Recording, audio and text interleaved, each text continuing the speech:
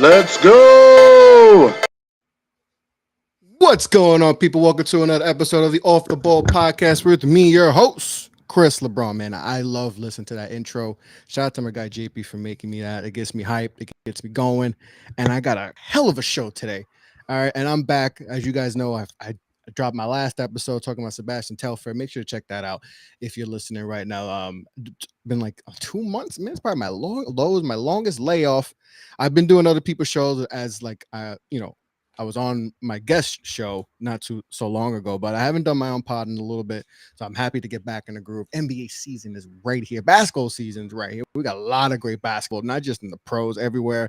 WNBA season just ended. Sad about that, but we got NBA overseas, a lot of crazy stuff, G League, all that. But today, got a special guest with me. My man, like I said, I was just on his show. It was a pleasure to be on the show. But he's got a new title too, so I got to make sure to get the intro right. He's big time now. No, but he's still off the ball fam, as you know. So today I got my man Francis Carlota from Off the Ball now, and the newest member of SB Nation's Grizzly Bear Blues, covering the Memphis Grizzlies. Francis, my man, what's going on? Dog, Chris, it feels so good to be on this show. That intro video is incredible. Like, I'm ready to run through a brick wall after watching that video.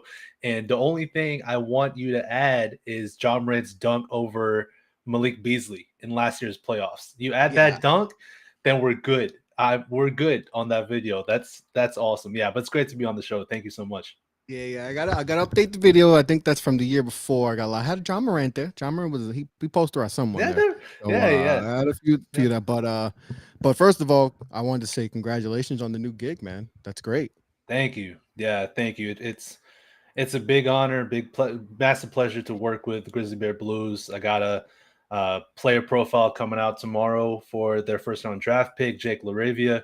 It feels really good, and it's an honor to help cover that team.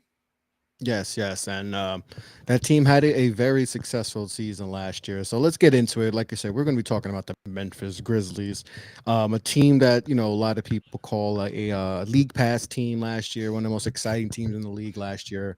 Obviously led by superstar. We'll get into that.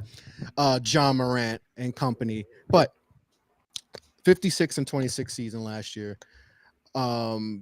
Second in points, 12 in opponents' points per game, third in pace of play, top 5 in both offensive and defensive rating. Just a magical season. You had Bane, really show out in year 2, doubling his points per game, shooting 43%, 44% around there from 3-point, just absolutely efficient. And he was someone in the draft that shout out to my guy Richard saying Mavs draft. He put me on to Bane in the draft, and that was the first year I really covered the NBA draft.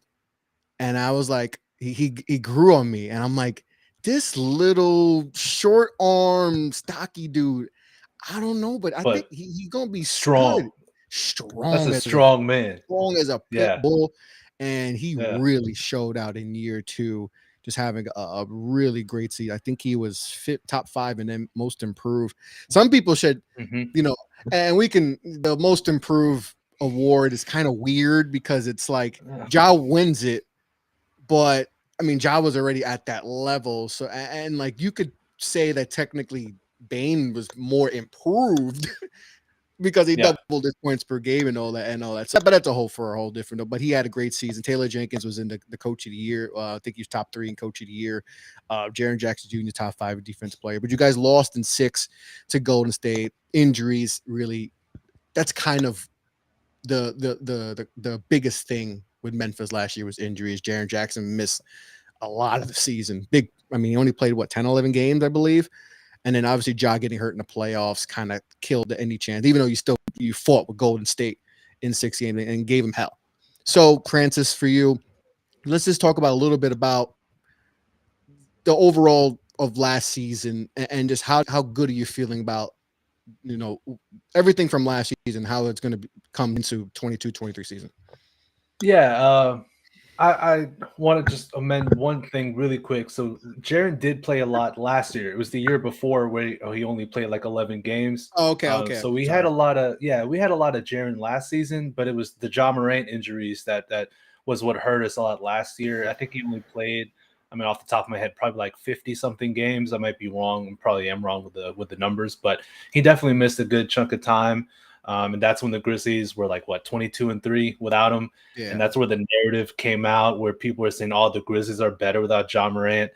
Chris, Yeah, that I'm was not gonna crazy. get on That this- was crazy. I'm not- That was crazy. Man, I'm not going to get on this podcast and get on my soapbox and just bash that argument into the ground because that's not what I'm here to do. It's a horrible argument, but whatever. I'm not going to do that. It's a terrible one, but either way, yeah. I mean, in terms of last season, I think it just shocked everybody. Like, even as Grizzlies fans, I think you would be lying if you really believed that the Grizzlies could be the second seed in the West last season and go blow for blow against the Golden State Warriors in the playoffs and arguably win that series if John Morant didn't get hurt, if Steven Adams didn't miss the first 3 games of the series. I mean, you got to remember John Morant was a lefty layup away from winning game 1. So he hits that layup, we win game 1, we go up 2-0 going into Golden State. Without Steven Adams, say John Morant doesn't get hurt. I mean, look, it's a lot of what ifs, right? It's a lot of what ifs, but they were there. They were right there step for step against the eventual NBA champion, So that by itself shows how truly talented that team was last year. But yeah, I don't think anyone could have really expected that. I think a lot of us expected John Morant to take another leap forward. But again, I don't think any of us expected that leap forward to be a most improved player candidate, to be second team All NBA, to be this incredible superstar player that's polarizing really the world. Like I'm Filipino. I live in San Diego, California. If I wore a Memphis sweatshirt to National City in San Diego, which is where all the Filipinos are. Totally random story. But I wore a Memphis Grizzlies shirt, and this dude was like, "Oh, John Morant, Memphis Grizzlies, John Morant," and he's a Filipino guy. It's like, I know him. I'm like, yeah, that's awesome. Like, that made me happy because he's not just Memphis's guy. He's slowly becoming a face of the NBA globally. So yeah, I just don't think a lot of us expected Memphis to be that good. Even the beginning of the season, you mentioned their net rating, offense and defensive efficiency last year. They were fantastic net rating wise, but you go back to early in the year, the Memphis Grizzlies on defense were atrocious. Like, they climbed from a bottom 3rd, bottom 4th tier team defensively to a top 10, top 5 team on defense, which is insane. And yes, could a lot of that be due to John Morant being out? And is John Morant, can he get better on defense? Sure. But I think it's more than that. Like, I don't think it's just John Morant being out. The team fully bought in. They came together without Ja when he was hurt, and they really locked in on that defensive side. And I don't know if you've been able to watch some of the Grizzlies preseason games, but Ja looks more locked in on defense at the start of preseason, which is good, because if he can just show more effort, if he just shows more effort on the defensive side of the ball, that makes him go from here to way up here. Like, he's already second team All NBA, but man, if he just shows consistent effort defensively, come on, like that makes him that much better. So yeah, last season was a surprise, but a pleasant one, and we're definitely excited about this season going forward too. Yeah, and that's scary that he can get better, and that's really scary. And I misquoted. I wrote down in my notes wrong. Jaren Jackson, like you said, the 11 games, he's missing the start of the season with the start of the season. Starting the season. That's why I messed up on my notes. But and we're gonna get into that too. But last season was a success. Ja's in the MVP conversation. At one point, people say he's the MVP and all that. And like I said, disappointing, and you never, obviously, no matter what, you hate losing, right? I'm a Knicks fan. Like, we didn't make the playoffs in 8 years, and I was still hurt. I didn't care that we just made the playoffs. I was hurt that we lost to the Hawks and all that. So what do you a lot of moves made this year. Ja gets the extension, so Ja gets paid, Some minor additions, Danny Green and and stuff, and the draft, and that's where I want to get into. So as we get into the season, I I'm big into the draft, and I really like your guys' draft, and some of the even the Kenny adding Kenny Lofton and all that to me was good, and then even from last year's class, Aldama, which someone put me onto him. And I was like, okay, I didn't have him ranked as a prospect, like top 60, but someone was like, he's going to be good for them. It's going to be good for them. And I was surprised last year when you took Zaire. Zaire was a little high to me, but he did play solid in the playoffs. He did played all right. Yeah. He played all right in the playoffs. So you add guys like Vince Williams Jr. from VCU, who I liked a lot. David Roddy was someone that people were kind of skeptical about because of how he played in the NCAA tournament, playing at a low level school and all that. Kenny Chan was someone I really liked coming out of Tennessee. Yeah. I thought he was a possible, pick for like the Knicks or someone like that. You get him late. So just talk to me about, the young guys, because you guys are still a young team. Dude. You guys are still a crazy young team. I don't know exactly where you rank them among like as far as you as young of a team you're in the NBA, but you guys are a very young team. So talk to me about the youth and bringing in the youth. I mean, we're talking about youth. Bane, we're acting like Bane has been in the league for 10 years. I know. This is year 3 for him, and Ja was his year 4 for Ja. So like your stars in year 4, a lot of your core, even Jaren Jackson's year 5, Yeah, he's like 22 years old. He's 23 years old. Like, 22. So just talk to me about the youth coming in and how Taylor Jenkins has been able to get to blend the youth with some of the vets and all that. Because it's just, to me, it's very tough.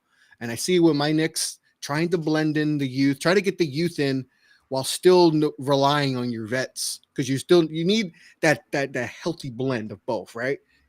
But it seems like you guys really figured it out last year. Now you got some more young guys coming in.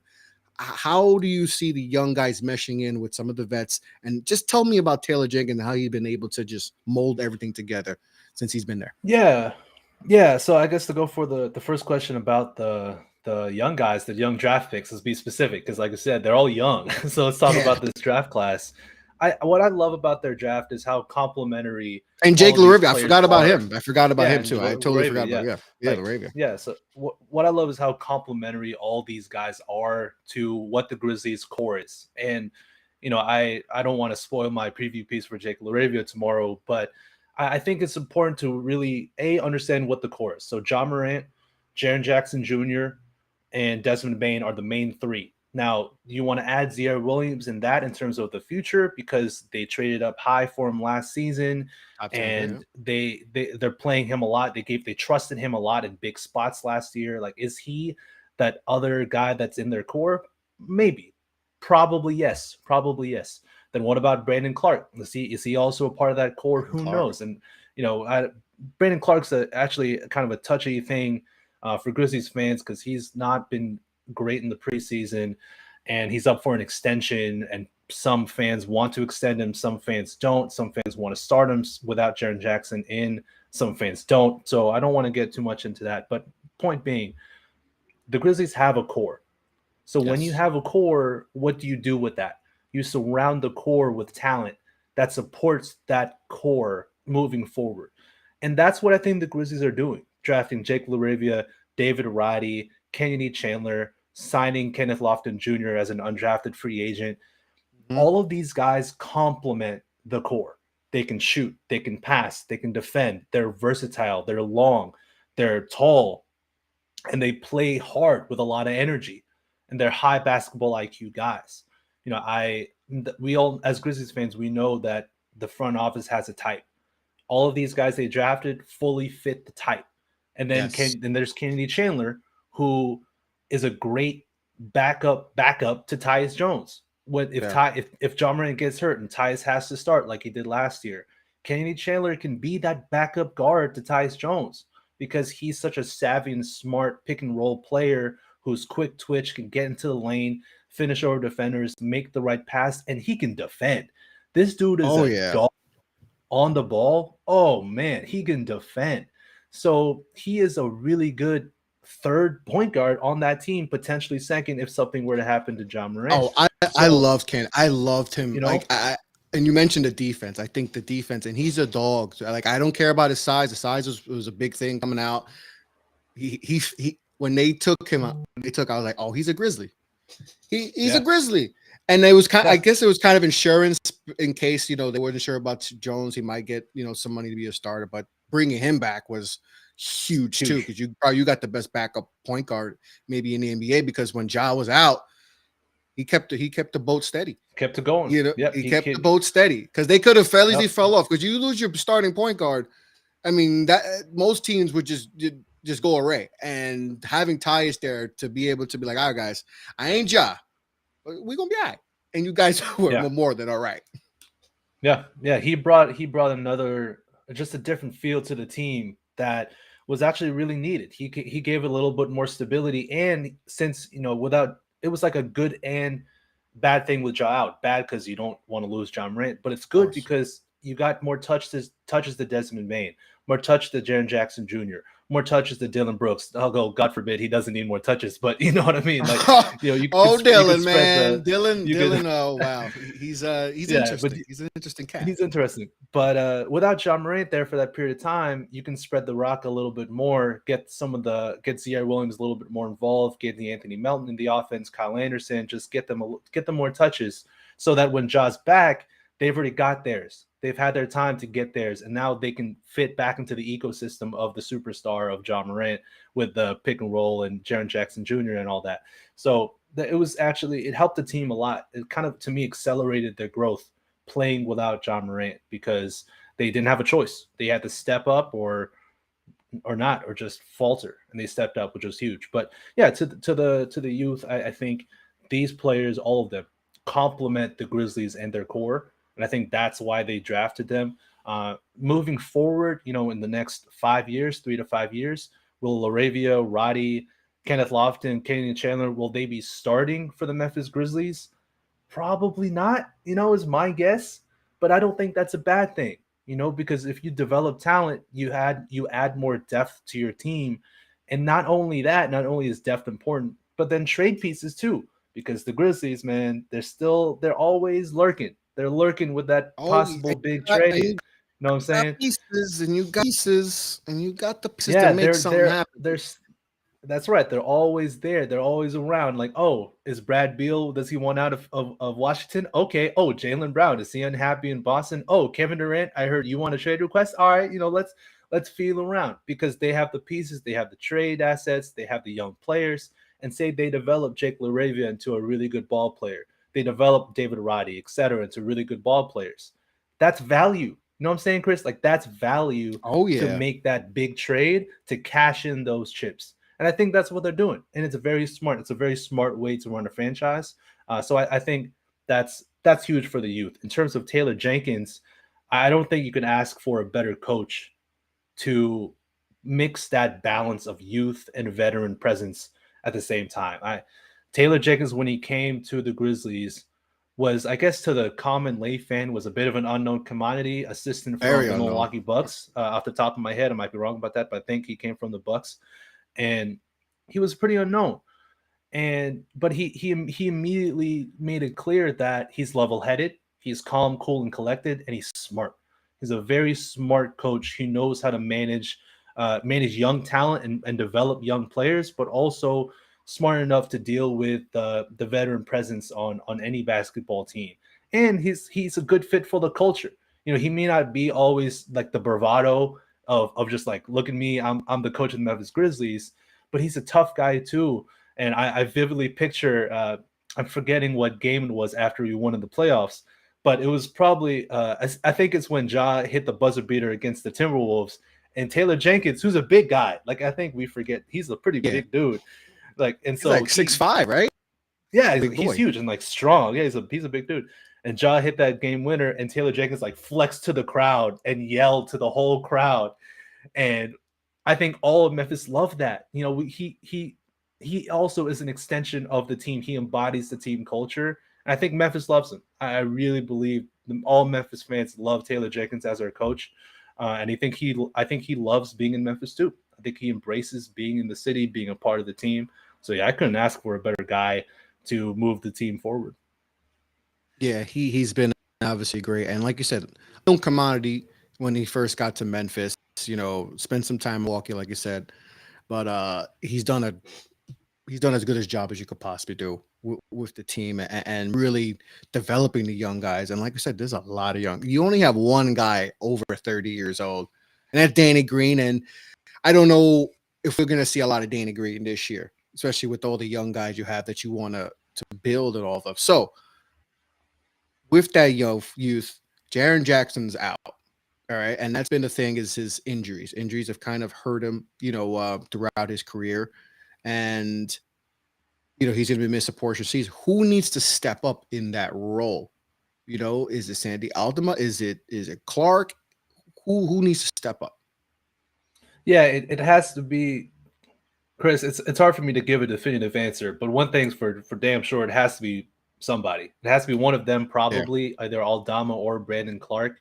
I don't think Ziaire Williams can play the 4 yet. He's a little too slender to play the 4 position. I'm not sure how he is interior defensively. I think he can switch. I think he can guard like one of those it's gonna be tough for him. You know what I'm saying? But I don't know about him playing inside as the 4. So he's more likely suited as a 3, but he could do it. He could play the 4 potentially depending on the matchup. But I think the main debate is Santi Aldama or Brandon Clark. I think without Kyle Anderson on the team, it's pretty clear those are the 2 guys who are going to get the first dibs at the starting 4 position. Yeah. And then if you saw the preseason game a couple nights ago against the Magic, was it against the Magic? Yeah, against the Magic. Apologies. That's when Santi Aldama started at the 4 for him. So it was Ja, Bane, Brooks, Aldama, and Steven Adams. So maybe that hinted, and Aldama had a fantastic game. He played scored good. Like around 20-something points, 5 for 7 from 3. And that's what get people excited about him. Yeah, he played really well. So, maybe is it his job to lose? I think the common theme around the Memphis community is yes, it's Aldama's starting 4 job to lose. But that's why it brings me back to Brandon Clark, because we were so excited about Brandon Clark when he was a rookie. He's all rookie team, second team, all rookie team. After his first year, and he's kind of just been he's either regressed a little bit or even just stayed the same. He hasn't really taken those leaps forward that we've really been looking for. He hasn't developed a 3-point shot on a consistent basis, which we were looking for. He's a good defender. He's a pogo stick. He can rebound really well. He plays a lot of heart and a lot of grit. So, but in terms of being a starting caliber 4, I think a lot of Memphis is resigned to the fact that he's better off the bench, for better or for worse. He's better off the bench. So I think it's Aldama's job to lose for that starting 4.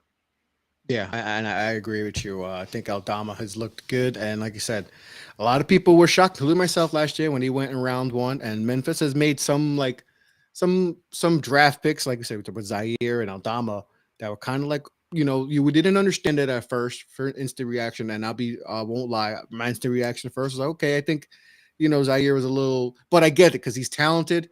And one thing that I like that they did is they didn't just look at the stats at Stanford, but because if you just look at the stats, you're like, okay, I don't see it, and I talked to a lot of scouts and all that, had a lot on my show. And he was one of the big guys we talked about a lot because he was very polarizing, because he's a top 5 talent, but the stats say he's a 2nd round pick. So, and there was some people I know that I really respect that, like, I wouldn't take him in the 1st round at all. Some were like, he's a lottery pick, and Memphis believed in that. And we're going to see, he's going to get more of an opportunity this year. He's, and then, with Aldama is another one. He's going to be in. He, like you said, had a really good game last game, and it's going to be interesting to see. But like I said, I really like this young core. I mean, like I said, the babies on this team. I mean, we forget. You would think a team like this, you just think of the Grizzlies, and you just think of veteran players like those Zebo teams and Tony Allen, those teams, Michael Conley.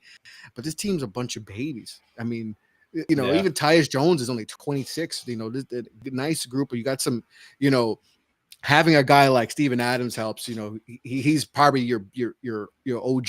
He's like the dad, you know. Yeah, He's like he's the dad of the everybody's team. dad. And he's only 29. He's younger than me. Yeah. Yeah. He's younger than me. And it's like, but you don't play like a young team. You don't play like Oklahoma City or Orlando. You play like a team that's been around together for years.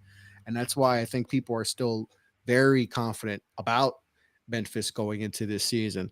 And it's going to be very interesting to see. All right. So, Francis, I got 5 questions I'm going to ask you. All right. 5 burning questions for the Memphis Grizzlies this year. All right. So let's go. Cool. All right. First question. Who's number 2? Who's the number 2 option? We know Ja's number 1. Who's number 2? Obviously, Jaren Jackson's going to miss time. Bane played really good last year.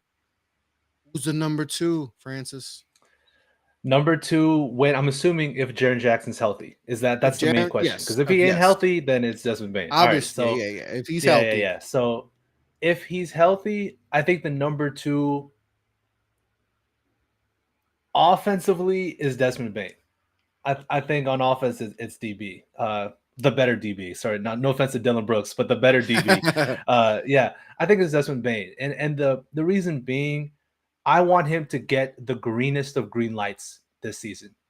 He is arguably the best 3-point shooter. Well, no, it's still Steph, but he's arguably the second best 3-point shooter in the NBA. But he was only, I think, 18th in the NBA last year in 3-point attempts. I don't want that, Chris. I want him top 10 3-point attempts. I want him chucking it up. I want him to have the greenest of green lights to take advantage of how good he is as a shooter.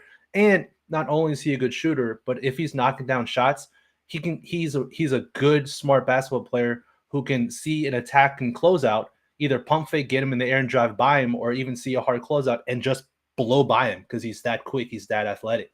So I want him to have the greenest of green lights. I want him to be that main second option on the team offensively.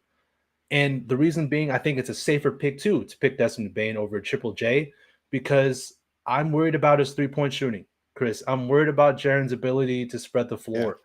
Yeah. His rookie season, he was great. He shot like 39, 40% from 3, 38 some. He was a really good 3-point shooter rookie year. And his numbers have just slowly regressed to 35, 34, 33. And he's been the low 30s, I think, the last 2 years. Yeah, and it's a little concerning. You know, I'm not trying to make a mountain out of an anthill, but it's a little concerning that he hasn't been a consistent 3-point shooter. So until I see that from him on offense, I think our second option scoring wise has to be Desmond Bane, because he is an incredible 3-point shooter, an incredible scorer just in general, and a really good defender. So he's already always going to get a lot of playing time. I think it should be Desmond Bane who's the true number 2 scoring wise. But Jaren Jackson is the most important defensive player on the team, no question. Yeah. He is. He's our anchor. He's our defensive guy. So, you know, it's not to say who's more valuable. I just think Desmond Bane is his number 2 option. And to go off Jaren Jackson's shooting, because his first couple of years, he's in like the high 40s, which is good, what you want from a big guy. And it's kind of regressed. I know he didn't play a lot 2 years ago when he played 11 games. Last year played, I think, over 75, but shot, I think, 41, 42, if I can remember. Is that also concerning too? That, like, yes, the 3-point shooting is gone down, but just overall, he's not shooting at a high clip. Yeah, I mean, it's definitely a slight concern. I think that's a slight concern a lot of Grizzlies fans have. I'm looking at his stats now. So he shot 35.9, 36% as a rookie, 39.4 in his second year. But then his third season, he shot 28.3%. Yeah, he was out for a lot of that year, so that's why, because he only played 11 games. But then last season, he only shot 31.9% from 3, which is, that's okay. It's all right, but it's definitely not good. It's not where we would like him to be. We would like him to be in the 36s, high to mid 30s. Mid 30s. That'd be fantastic. And so it's a little bit of a concern, but I think what eases those concerns, and I was asked this by another Off the Ball Network member, Rob, the big Timberwolves guy. He asked me this question about Triple J's contract. And was I concerned about him getting so much money? My answer is really, I'm not concerned about Triple J because he is so good on defense. Like, that guy is a defensive player of the year candidate year in, year out. He led the NBA in blocks and steals combined last year. Like, he is so valuable on that side that all we need is him just to shoot a little better from three. That's it. Just a little bit better. And then he takes that next leap forward. And I mean, what else could you ask for him from then? But I'm not that concerned because he's so valuable on the other end of the floor. But it's, it's there. It's a thought in the back of all Grizzlies fans' head. And he just turned 23. Yeah. They're we forget that a lot of these guys come in very young, and there's still room to grow. Like, you could still get better, and he's going to have to get better in order to take that next step. But if he's healthy, and hopefully he gets healthy, and he can come back and help you guys out, because he's an important piece to that ball club. All right, and to stick on that, I know a lot of people may have me losing faith in him. Francis, do you still have faith in Triple J? I know that's a big topic, not just in Grizzlies, but around the league, because everyone knows John needs that guy. And they were supposed to be the 1-2, right? They took Triple J very high, right? The year before Ja, I believe. They took him with the third pick, out of Michigan State, and then I followed with Ja. I mean, that's a home run of a draft right there. And you get back to back and you get those two by town. So you still got faith in Triple J? Yeah, I got faith in him, man. As I was saying, because he's young, he's got a lot of room to grow. He's getting better. He's gotten so much better on the defensive side of the ball, which is really where, at the end of the day, that's why he was drafted so high, because he profiled to be such a phenomenal defender in college, and he's showing it in the pros. Honestly, the 3-point shooting was a bit of a pleasant surprise to a lot of Grizzlies fans. Like, I don't think I saw it coming, him shooting like 39% from three. But I still have faith in him to be a better offensive player, and I have faith in him to improve even more on the defensive side. I mean, the sky's the limit for him defensively, really. He's so good. He's so smart. He's such a good help defender. He's such a good on-ball defender. He's such a good rim protector. He can guard guards on the perimeter. He's so versatile. I have a lot of faith in him. And it's such a cliche thing, but the contract extension he signed to, it's descending. So it starts out with higher money, then it goes down slowly. And if Jaren Jackson, for whatever reason, God forbid, doesn't fully pan out, it doesn't fully hit the Grizzlies as hard as it could have if the contract weren't made like that. So, to me, it's a low risk, high reward contract for Jaren Jackson Jr., a guy who was already very good for the team, who was already very valuable. And long story short, yeah, I still have faith in my guy. Triple J is going to be good. Francis has belief in Triple J.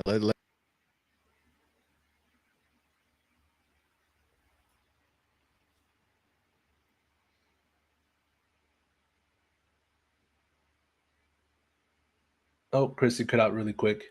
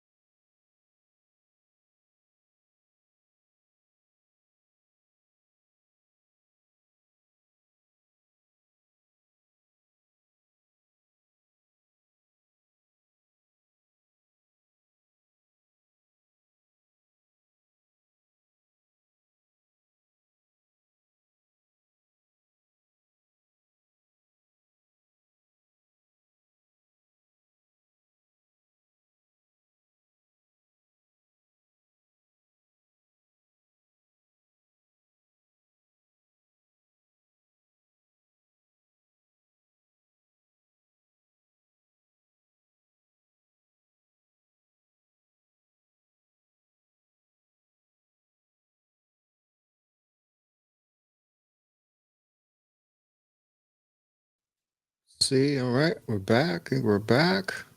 Francis, are you there?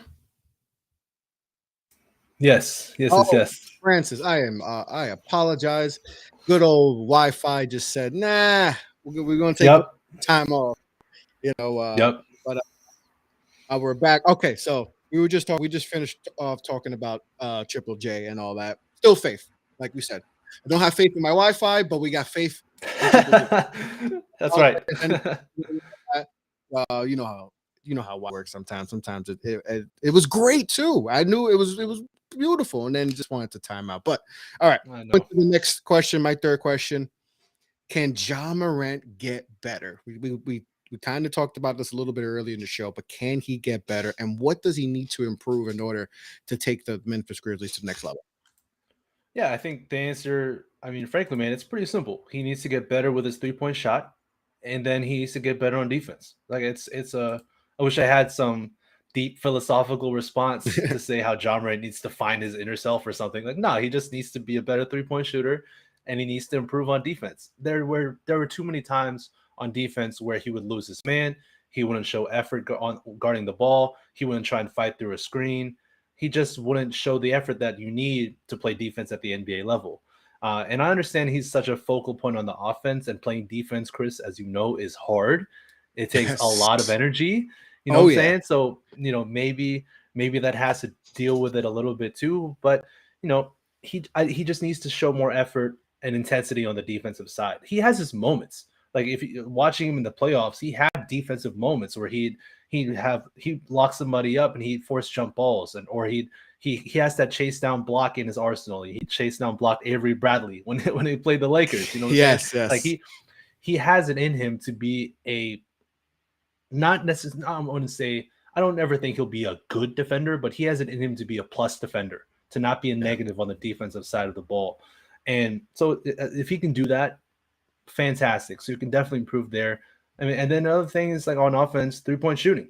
Like he's slowly getting better. Last season, he shot 34.4% from three, which is better. Like the season before, he shot only 30.3. So he went up 4 percentage points. So that's improvement.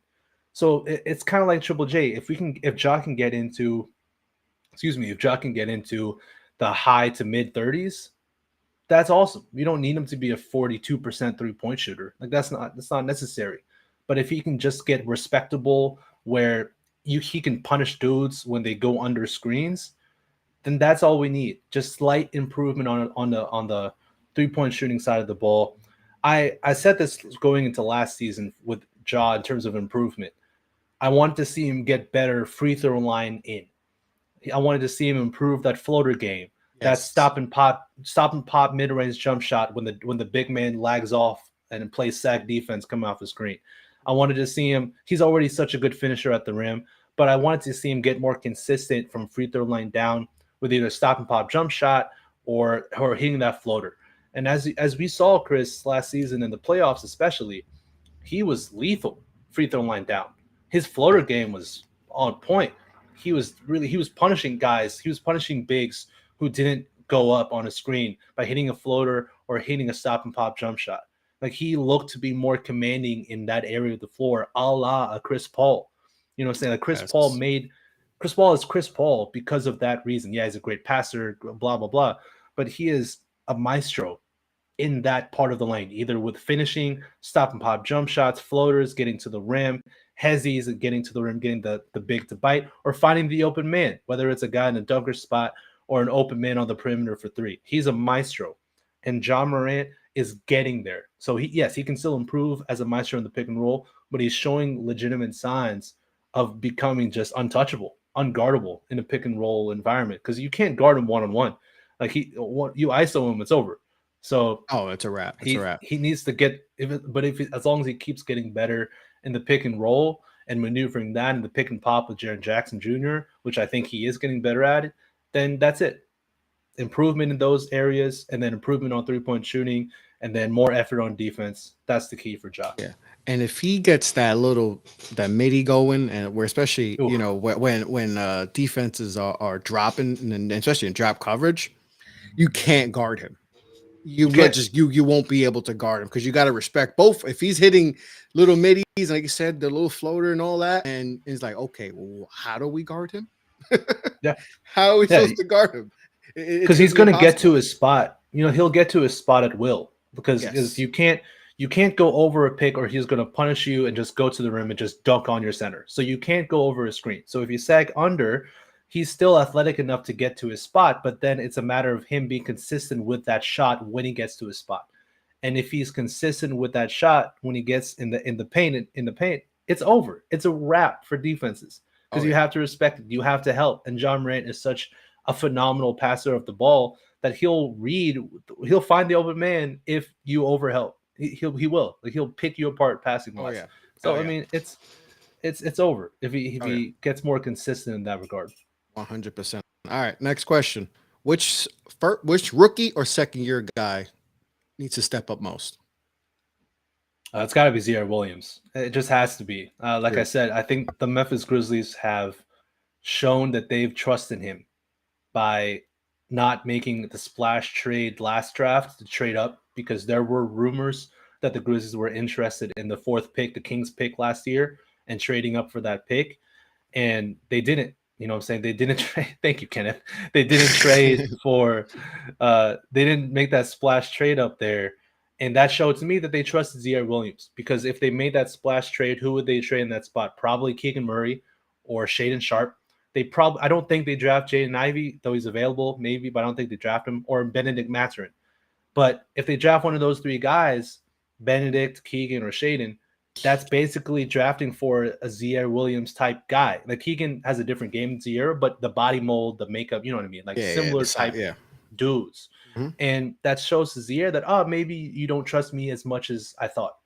But instead, they made that small move to trade up and get a guy they still really liked in Jake LaRavia, and they drafted David Roddy, which should signal to Memphis and to Ziaire Williams, like, hey, you're our guy.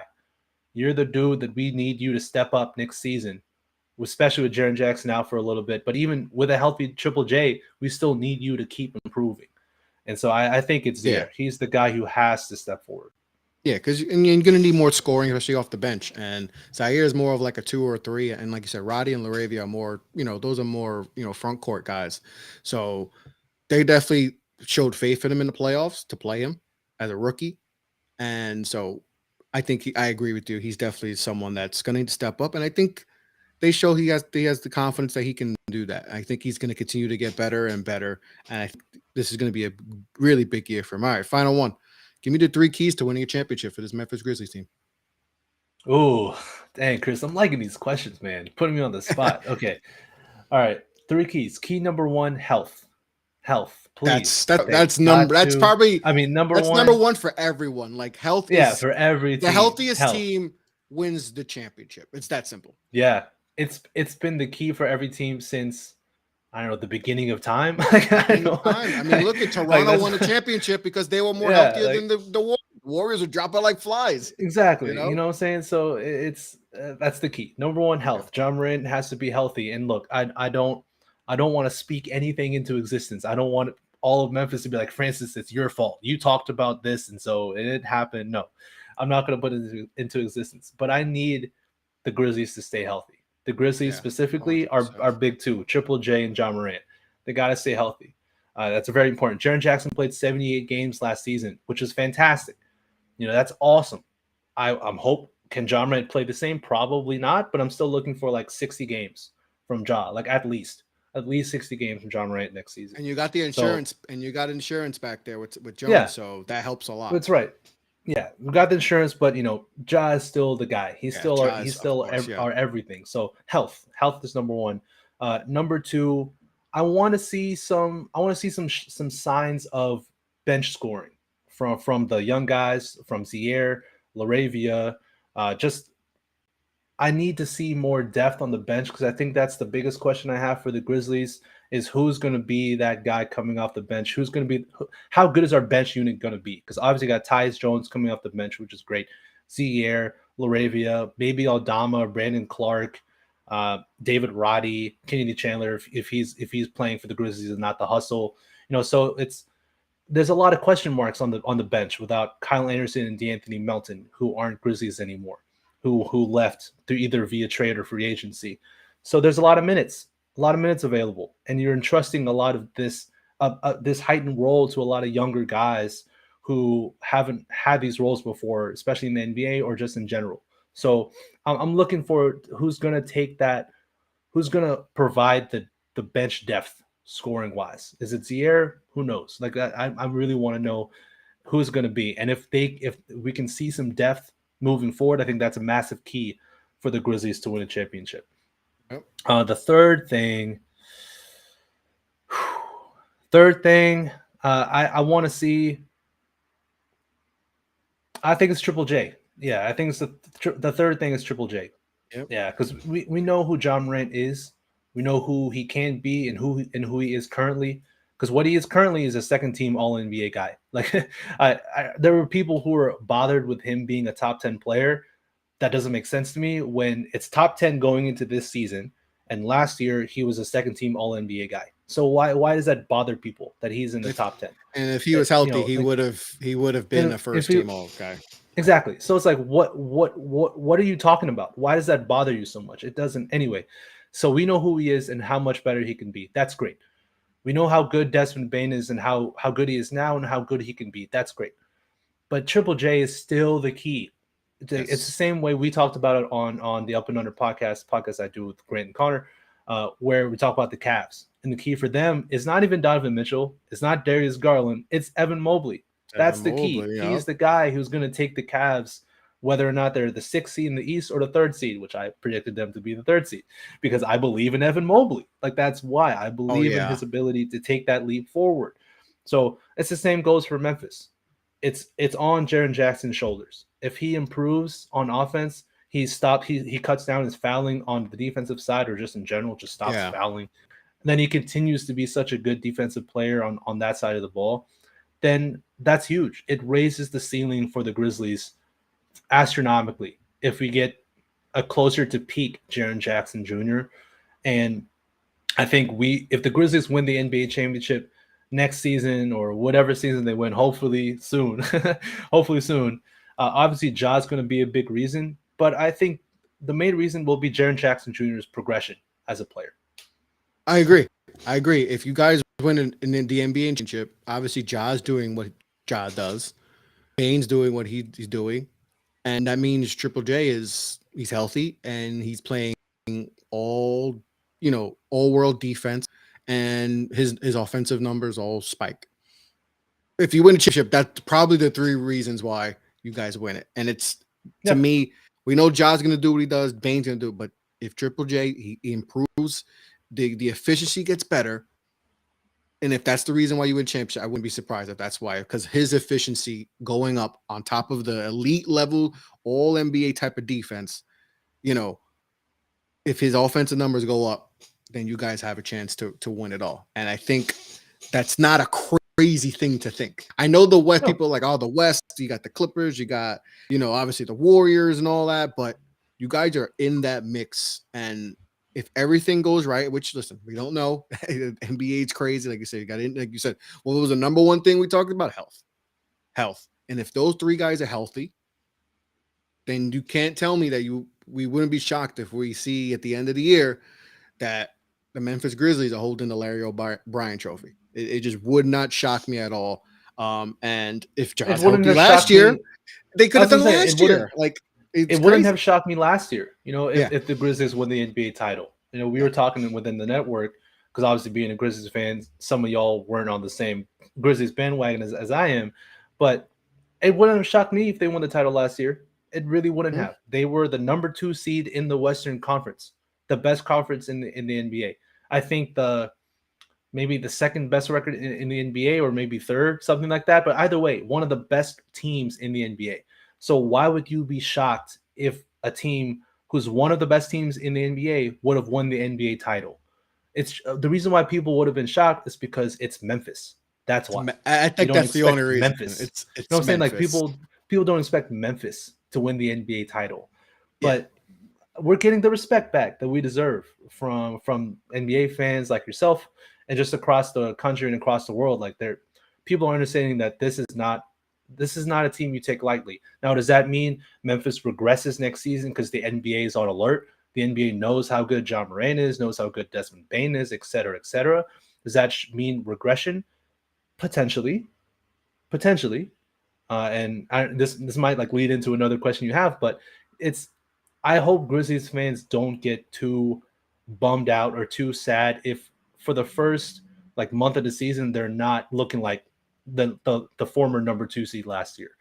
I really hope Grizzlies fans can stay patient throughout this season, knowing that Jaren Jackson won't be back until maybe November at the earliest, like mid-late November at the earliest, like over the first month of the season, because the season starts like October 18. Yeah. So from the first month of it, before Jaren Jackson comes back, I hope Grizzlies fans can pump their brakes a little bit, just a little bit, if it doesn't go the way they're thinking. Yeah. And you guys shown just from last season, we're losing Ja for what 20 plus games, that yes, losing Jaren's gonna be tough. It's tough, especially what he brings defensively. But you guys know how to get the guys going, and guys will step up. And Yeah. you guys showed that with Ja. Ja's your all world everything, and you guys stayed afloat. Not just stayed afloat. You guys look like, what did you lose? What, just 3 games during that stretch or whatever? Crazy stat. Yeah, 3 games. Like, so you guys know. And listen, it may not, it's a new season, so like that, that might not happen. But at least you guys know that we lost Ja for 20 plus games last year. All right, guys, we'll be all right. We're gonna be all right. With Jaren's gonna come back and he'll be better than ever, and we'll be rocking and rolling and get into the. But like I said, if you guys beat the Warriors last year, you guys could beat Dallas, and then you could beat Boston. You could have beaten Dallas. Yeah, you could have beat Dallas. Yeah. Like again, you definitely could have been Boston. Like that's not a crazy threat. And like the West this year is Phoenix. They got a lot of things going on in Phoenix. We know that. A lot of things going on in Phoenix, and the Lakers. Obviously, we know everything about them. Denver is Jamal Murray. What Jamal Murray going to get? What Michael Porter are we going to get? We know we're going to get from Jokic. The Warriors, they are the defending champions, but, but then Draymond Green punched they're Jordan tussling. Poole. Jordan Poole, and I didn't get to read all the details, but just from the top of my head, just from situations like that, it's probably because Poole's feeling himself champion, about to get paid, feeling himself. So I could see a lot of those guys feeling that way. So maybe the Warriors take a little step back because they have that ring. Steph got his finals MVP. Maybe they take, a little aggression. The Clippers, we don't know about the Clippers. I like the Clippers this year a lot. I told you on your show, I think they're going to win it all. But we don't know. John Wall hasn't played basketball in like 10 years, it feels like. Kawhi's coming off the ACL. Are we going to get Pandemic P again? Or are we going to get PG-13? We don't know. The Timberwolves, we don't know how that dynamic will go. So there's a lot of uncertainty out west. As good as everyone, we're so used to the West being so top heavy, so dominant. But there's still a lot of questions, and it's very wide open. So I wouldn't be surprised if we see the Memphis Grizzlies maybe holding that trophy. I know you would love that, and I'd be jealous because my team won't be doing that, but that's for a whole bunch. We're better than we thought. Hey, Francis, can't admit the Knicks are better than you think. Right? You may be better than you think. Maybe. I think we'll be all right. But we'll say that for a whole episode when I talk more New York Knicks and all that, and overreaction of the first preseason game against the Detroit Pistons. I don't think Detroit's gonna be as good as I thought. I may have got overexcited about Detroit. Man. Look, dog, it's just I don't like their coach. I think their coach. I don't like. Casey needs to go, but that's for a whole different stuff. But Francis, my man, I appreciate you coming on the Off the Ball podcast. It's a pleasure having you on, buddy. Yeah, absolutely, man. It's you're the best. So it's fantastic to be on this pod. I appreciate all of it. Yes. Like I said, thank you again. Like I said, you got big things coming. You're the newest member of covering SB Nations, covering Grizzly. I love the name too. Grizzly Bear Blues. They got some cool names over there. I like how they. It's a great name. It's a great name. Covering all things Memphis Grizzlies. So make sure to check Francis out. So Francis, before we sign off and all that, make sure to plug everything, social media and all that, any progress you have coming up. Yeah. So Again, Francis Carlota. You can find me on Twitter at Slugga Sports, SLUGGA Sports on Twitter.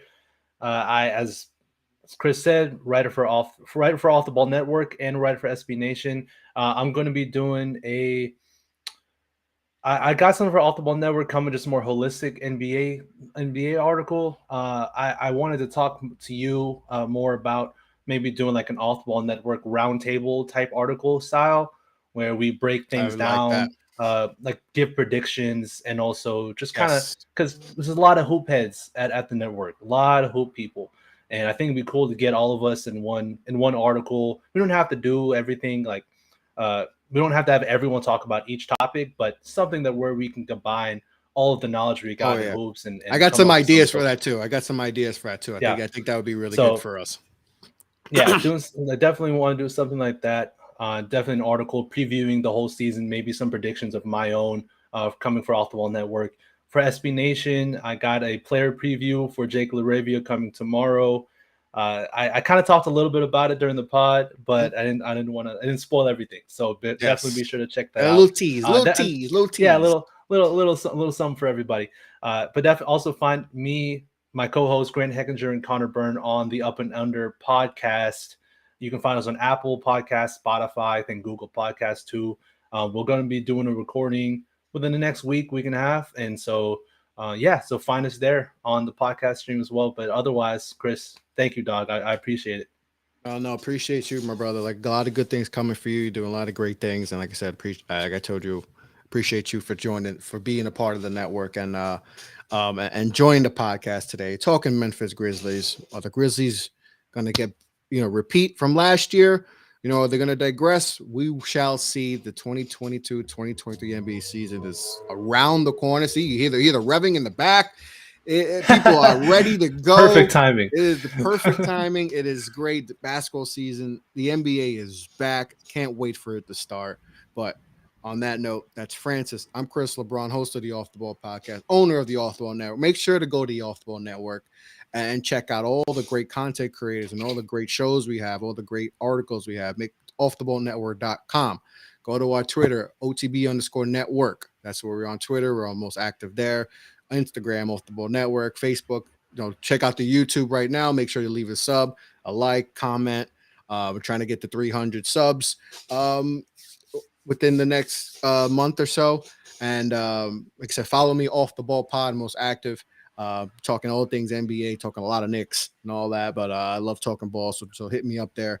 And one more thing before we sign off, big news from the Off the Ball Network. We have a new sponsor. Figured I'd drop it on if you're listening on the pod and if you're listening on YouTube. SeatGeek is the newest sponsor of the Off the Ball Network.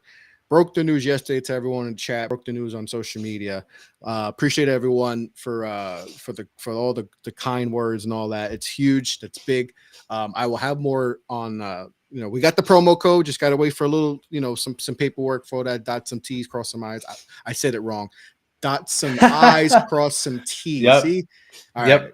I got that one. There you go. Next time I'm gonna get that right. Next time I'm gonna get that right. Yeah. But you know what I get the signatures and all that. Make sure everything's clear, and then we'll have that for future pods and articles and all that. So really excited about partnering with SeatGeek. That's pretty huge. I've been wanting to get partnering with one of these major ticket sellers. So I'm really excited about that. So make sure to like be on the website, follow and for more updates on that. But like I said, Francis, appreciate you joining the show, buddy.